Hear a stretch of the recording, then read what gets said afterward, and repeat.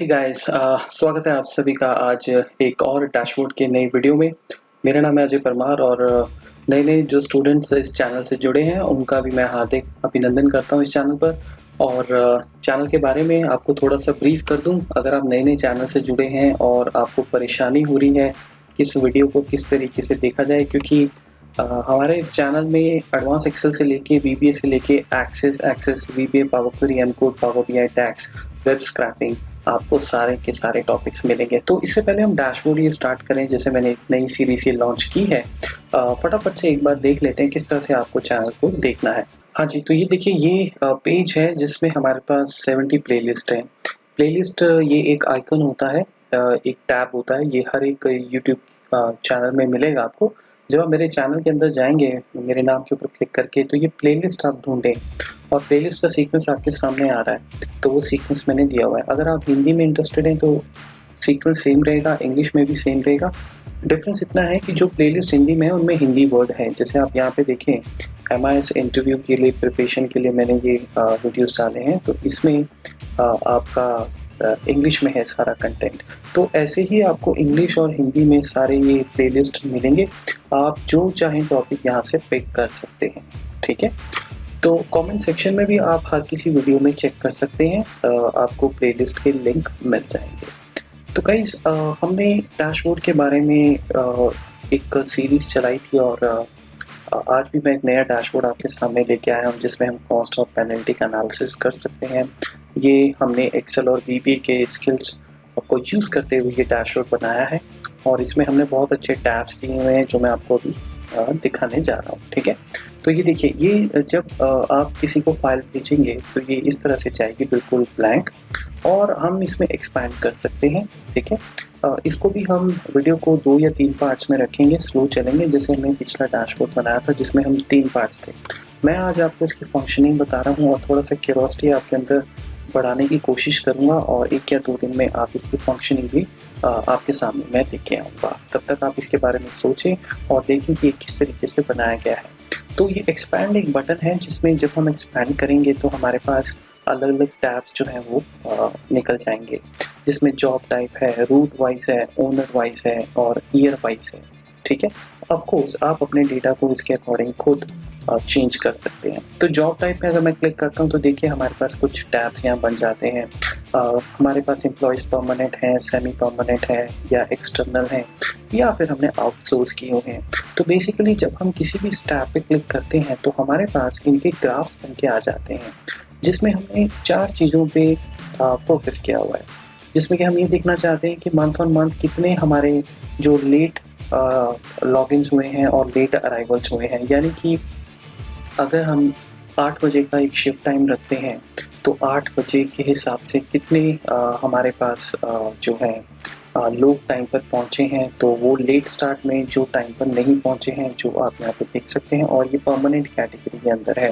Late arrival भी बिल्कुल उसी हिसाब से है। जैसे जब ये जो मैंने डैशबोर्ड बनाया था, ये आपका बेसिकली डैशबोर्ड ये सोच के बनाया गया था कि अगर आप कोई कैब फैसिलिटी किसी स्कूल, ऑर्गेनाइजेशन के लिए, कंपनी के लिए लगा रहे हैं, तो वहाँ पर आपको अगर ये देखना हो कि शिफ्ट आपके पास बसेस मान के चलें, कैब ड्राइवर्स टाइम पर आ रहे हैं नहीं, और फिर वहाँ से ऑफिस या किसी कॉलेज या स्कूल में जो एम्प्लॉयज़ हैं या स्टूडेंट्स हैं उनको ड्रॉप कर रहे हैं, तो वो वहाँ पर उनका अराइवल टाइम जो है वो टाइम पर हो रहा है या नहीं हो रहा है। क्योंकि अगर लेट्स से कोई कैब आपके टाइम पे स्टार्ट होती है तो क्या वो टाइम पर पहुंच रही है ऑफिस या स्कूल या ऑर्गेनाइजेशन, तो ये वो वाला लेट अराइवल है। तो इसमें हमें बहुत अच्छा एक पिक्चर मिल जाता है। 2 साल का जैसे ये डेटा है, आप देख सकते हैं कि कहाँ पर किस तरह से ट्रेंड हमारा चल रहा है, ठीक है। ऑब्वियसली ये एक डमी डेटा है, इसलिए आपको यहाँ पे लगे कहीं पे दिखेगा जैसे फेब और अप्रैल का हमारे पास यहाँ पर डेटा लेट स्टार्ट का नहीं है, या आप ये कह सकते हैं कि शायद कोई लेट हुआ ही नहीं है। उसी तरीके से ये परमानेंट का मेंटेनेंस कॉस्ट है, डीजल कॉस्ट है, कितना डीजल कॉस्ट हमारा लग रहा है month on month, year on year, और साथ में जो आपका मेंटेनेंस का खर्चा है आपके कैब्स पे, आपके बसेस पे, जो भी आप चीज़ें यूज़ कर रहे हैं। तो यहाँ से एक अच्छा एनालिसिस कॉस्ट वाइज निकल के आ रहा है। उसके बाद इंसेंटिव प्रोग्राम्स अगर आपने रखे हों कि जैसे टाइमली जो आपके कैब्स पहुंच रही हैं तो उनके कॉन्ट्रैक्टर्स को पे करना, परमानेंट एम्प्लॉइज़ को पे करना, तो ये इंसेंटिव एक हमने इसमें कॉस्ट एनालिसिस के लिए रखा हुआ है। उसी तरीके से फिक्स्ड वेज रखा हुआ है, जो फिक्स्ड आप पर डे सैलरी उनको दे रहे हैं, तो किस तरीके से ट्रेंड आपका चल रहा है। तो आप जिस पे भी क्लिक करेंगे ये ग्राफ चेंज हो जाएगा, ये इसकी एक अच्छी बात है। जैसे देखिए अब सेमी परमानेंट हो गया, आप देख सकते हैं पूरा का पूरा ग्राफ सेमी परमानेंट वाइज आपको उन्हीं पैरामीटर्स पे जो है एनालिसिस करके दे देगा। एक्सटर्नल भी चेक कर सकते हैं, देखिए एक्सटर्नल भी हो गया, आउटसोर्स भी कर सकते हैं। जो लोग आउटसोर्स आपके कंपनी के रोज पे जैसे नहीं है, तो कहाँ पे किस तरह से आपका लीकेज हो रहा है, क्या कॉस्ट आ रहा है, कितने लेट आ रहे हैं, क्योंकि ये बड़ा इंपॉर्टेंट है, ठीक है। क्या इंसेंटिव उनको दिया जा रहा है, तो आप यहाँ से देख सकते हैं। तो ये तो हमारा एम्प्लॉय वाइज हो गया, कौन परमानेंट है कौन सेमी है। हम रूट वाइज भी चेक कर सकते हैं। अगर आप रूट पे क्लिक करेंगे तो देखिए कोई बहुत बड़ा रूट है ऑफिस का, कोई मीडियम है, कोई शॉर्ट है, कोई लॉन्ग है, तो ये कैटेगरी मुझे जिस तरीके से दी गई थी मैंने उस तरीके से इस पर काम किया है। तो जैसे अगर हम देखना कोई लंबा रूट है तो उस पर किस हिसाब से हमारा खर्चा आ रहा है, उसमें क्या लेट लॉगिन्स हो रहे हैं, लेट अराइवल्स हो रहे हैं। जैसे इसमें देखिए सारा कुछ टाइमली चल रहा है, जो कि एक अच्छी पिक्चर दे रहा है। मेंटेनेंस कॉस्ट लॉन्ग रूट में कितनी चल रही हैं, वेजेस वगैरह के हिसाब से क्या खर्चा आ रहा है, तो क्या लॉन्ग रूट में ज़्यादा खर्चा आता है या फिर मीडियम रूट्स में, तो ये सब आप यहाँ पर चेक कर सकते हैं। जैसे मैंने मीडियम क्लिक किया, देखिए मीडियम हो गया।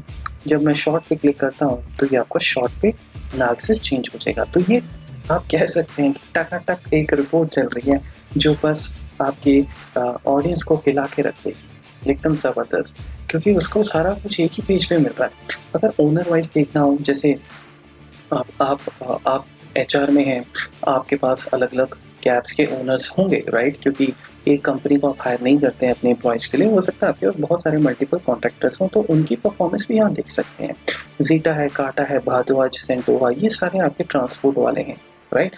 अगर मुझे जीटा का परफॉर्मेंस देखना हो कि जीटा का लेट लॉगिन, लेट अराइवल किस तरह से चल रहा है, तो ये देखिए। उसके बाद मुझे भारद्वाज देखना हो, उसके बाद मुझे सेंटोवा का देखना हो, तो ये देखिए ग्राफ अपने आप चेंज हो जाते हैं, ठीक है, जहाँ जहाँ जिस तरह से नंबर्स होंगे। तो ये मनु प्राइवेट लिमिटेड है, आपका कृष्ण आपका एक कॉन्ट्रैक्टर है, ओनर है, मतलब जो आपको कैब्स प्रोवाइड करता है। तो यहाँ से हम ये देख सकते हैं कि भाई हमारा किसके ऊपर किस हिसाब से खर्चा चल रहा है, और साथ ही साथ लेट पे बड़ा फोकस रहेगा, क्योंकि लेट अराइवल और लेट स्टार्ट दोनों ही पेनल्टी जोन में आते हैं। तो मतलब मैं तो आइडिया दे रहा हूँ आपको, डियर स्टूडेंट्स, आप इसके हिसाब से ये सोचेंगे आप क्या कुछ नहीं कर सकते अगर सारा कुछ ही आपको इसमें डालकर देना हो। पेनल्टी भी आप दे सकते हैं, प्रॉफिट लॉस, मतलब हमने अभी इसको 4 ही ग्राफ में बनाया है, लेकिन आप बनाने को इसी शीट में 8 ग्राफ भी बना सकते हैं। बहुत अच्छा एनालिसिस आप दे सकते हैं। उसके बाद कोशिश की गई है कि ईयर ऑन ईयर भी आप दे दें, तो ये जब आप ईयर पे क्लिक करते हैं ईयर टैब आ जाता है, और ईयर में फिर आपके पास जितने ईयर हैं, मेरे डेटा में 2 थे तो आपको देख सकते हैं। ये देखिए, अब मुझे पता है आप सब इसी बात के लिए बड़ा एक्साइट हो रहे होंगे कि ये आपने ड्रॉप डाउन कैसे बनाया।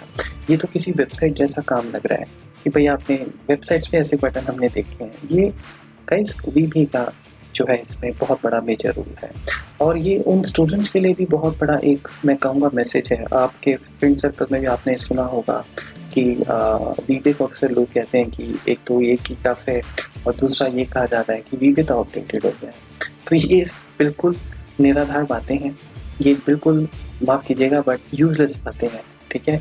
उन लोगों को एक्चुअल में मालूम नहीं है कि VBA में है क्या चीज़। VBA की खुद लाइब्रेरी इतनी बड़ी एडवांस है कि उसमें आप ऐसे हज़ारों चीज़ें बना सकते हैं, और ये मैं आपको अपनी आज या कल में, शायद कल में एक वीडियो रिकॉर्ड करके ये सारी टेक्निक आपको बताने वाला हूँ, ठीक है।